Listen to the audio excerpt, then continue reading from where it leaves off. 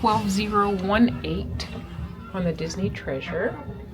It's a concierge stateroom. The Treasure has this beautiful light wood colors. I have a split bathroom here, as is pretty standard on Disney Cruise Line. These concierge staterooms here have upgraded linens, soft goods, beautiful tile work in the bathroom there, and a Lion King theme.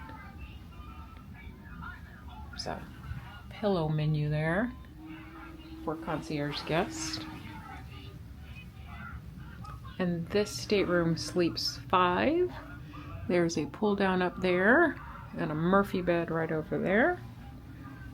Couch. Our welcome on board gifts for Castaway Club members.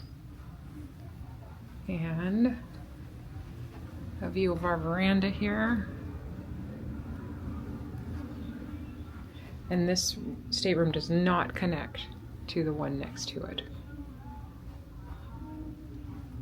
But it's a beautiful room.